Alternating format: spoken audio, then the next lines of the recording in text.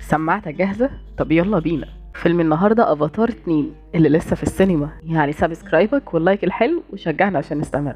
بيبدأ فيلمنا في البندورة، وبنعرف ان بطلنا جيك بقى واحد من شعب النافي، وكان سعيد في حياته هناك، وانجب من زوجته نيتيري 3 اطفال، واول طفل كانت فرحة كبيرة جدا واحتفل بيه كل شعب النافي. وكمان بنعرف ان عنده طفلين بالتبني، واحدة بتكون مستنسخة من صديقته جريس، والطفلة بتكون اثبات لنظرية امها ان الطاقة لا تفنى، وان كل ما حياة بتنتهي بتتولد حياة جديدة. وكيري دي بتكون شخصيتها غريبة، والطفل التاني بيكون بشري اسمه سكوروس كوريتش، ابن العقيد كوريتش، واللي اتبناه جيك وقت ترحيل البشر عن مدينتهم. وكانوا عايشين في سلام، يصحى ياكل وينام، والصبح يضرب بالسهام.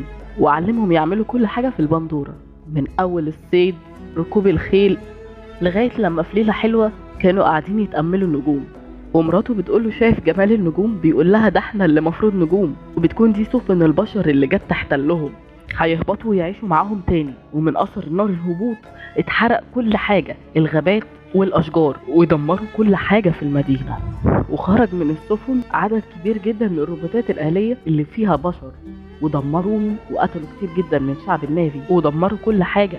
ونيتيري بتكون بتبكي، مش عارفة ليه بيعملوا كده، وجيك ما قدموش حاجة غير ان هو يواسي زوجته نيتيري. بيتحسروا على انهم كانوا فاكرين ان هم هيعيشوا حياة هادية بعد كل اللي مروا بيه. بيصحى العقيد كواريتش، صورة رمزية للافاتار بتاعه، وبيقعد يضرب كل اللي حواليه، لحد ما واحد بيهديه وبيقول لهم ان هم كلهم بشر زيه، وانهم في صورة افاتار لانهم ماتوا في صورتهم البشرية على ايد نيتيري وجيك، فتم نقل الوعي لجسمهم في شكل افاتار.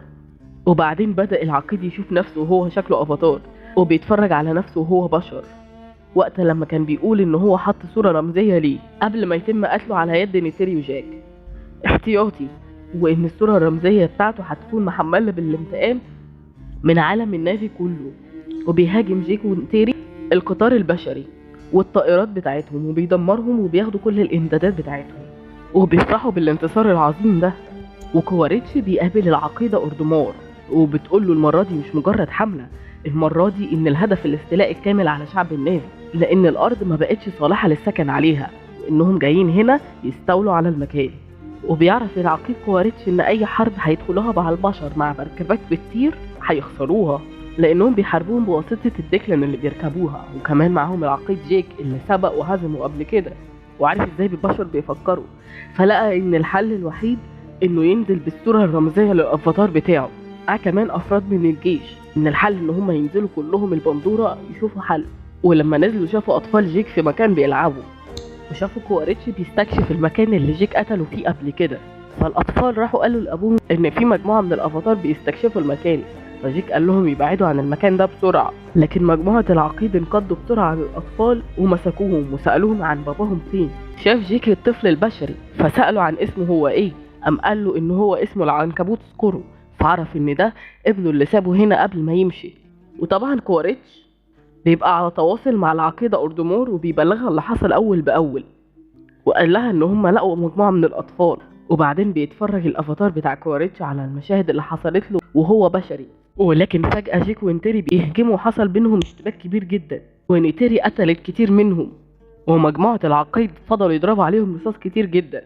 لكن نيتيري نجحت ان هي تهرب وخدت 3 من ولادها. لكن سكورو البشري قدر يرجع بيه كواريتش للمركبة، وبيطمن جيك على الولاد وبيعرف ان كلهم كويسين. لكن سكواريتش كانوا حاطينه على جهاز في المركبة تحت قيادة العقيدة أوردومور، لكنه بيكون شجاع جدا ومش بيتكلم وبيحافظ على ولائه لجيك، وفضل متمسك وما قالش اي معلومات لحد ما سابوه. فقال لهم ده بشر فلازم نتعامل معاه بطريقة البشر، فحبسوه في أوضة، لكنه كان غضبان منهم جدا، فضل يكسر الأوضة وعمال يشتم فيهم. لكن كواريتش دخله الأوضة وقال له إن هو أبوه الحقيقي، وإنه افتكر إن هم رجعوه للأرض، وعشان هو ابنه لازم يساعدهم ويقول لهم على مكان جيك.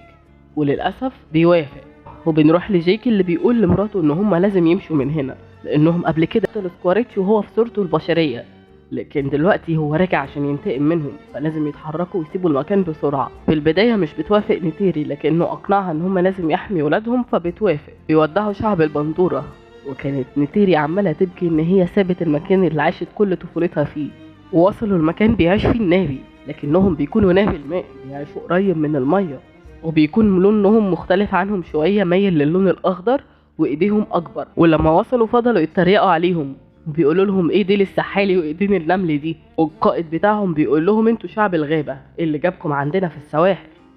فجيك بيقول له انه جاي يعيش هنا هو وعيلته لان هم في خطر. القائد قال لهم انتوا هتعيشوا ازاي هنا وانتوا مش بتعرفوا تعوموا؟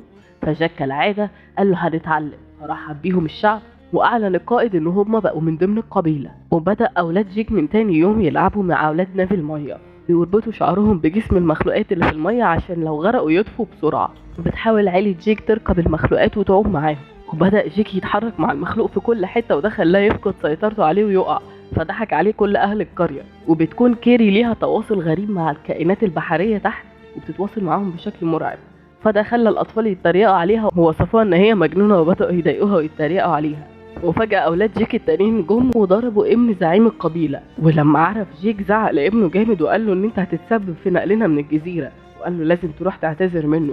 وفعلا راح واعتذر منه، لكن الطفل كان خبيث جدا وقال له هياخده معاه في مكان حلو. المكان ده بيكون تحت المية في مكان عميق جدا وبيعيش فيه وحش خطير جدا. واول لما وصلوا المكان سابوه كلهم ومشيوا.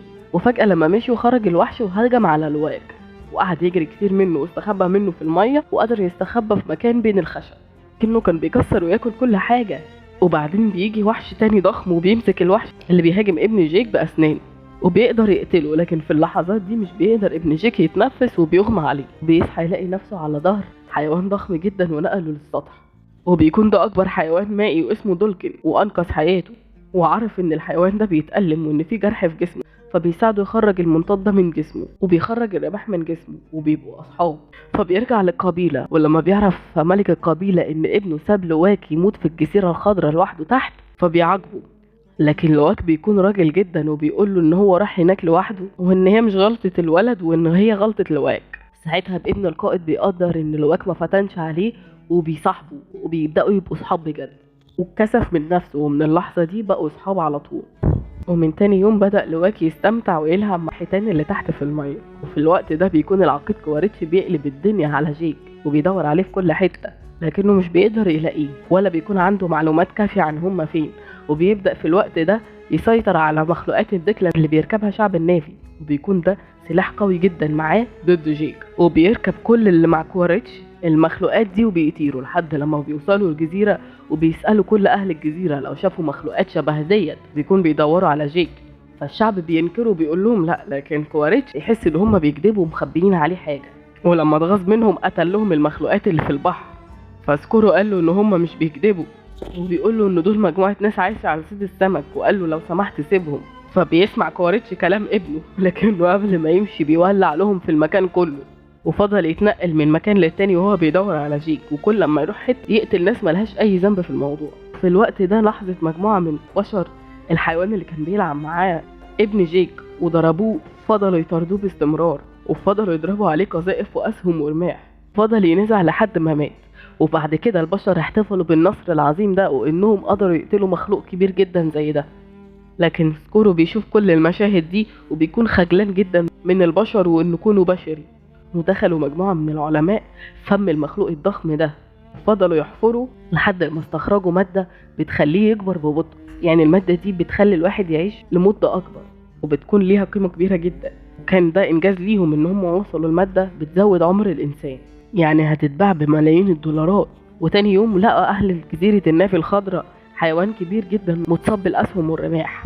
فراح الزعيم لجيك وقال له ان في ناس جت سألت عليك ودلوقتي هما بيقتلوا الحيوانات بتاعتنا وبيعذبوا شعبنا.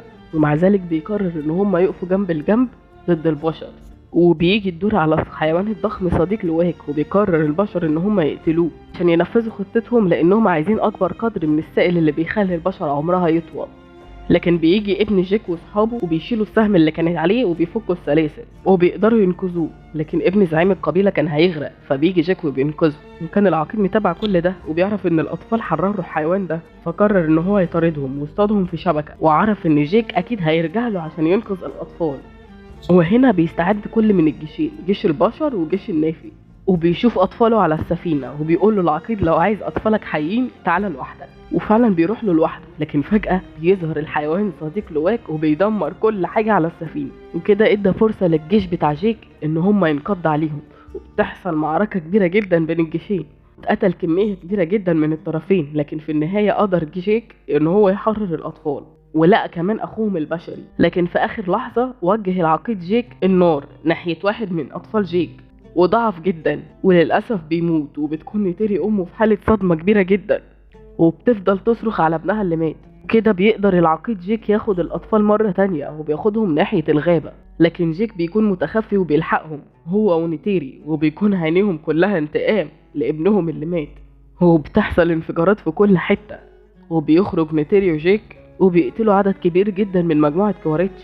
وكانت نيتيري بتقتلهم بطريقة بشعة جدا لأنها بتشوف ابنها في كل حد ميت، فبيخرج كواريتش وهو حاطط السكينة على رقبة ابنها، فبتحط نيتيري السكينة على رقبة ابنه البشري، فبيضطر ان هو يسيب ابنها.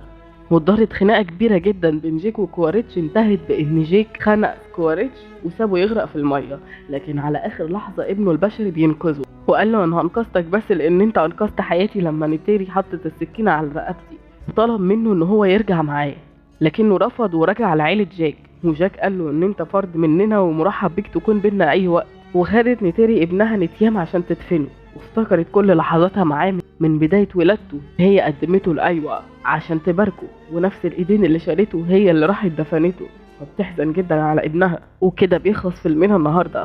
لو عجبك الفيلم ما تنساش تعمل لنا لايك وسبسكرايب وتقول لنا رأيك في الكومنتات.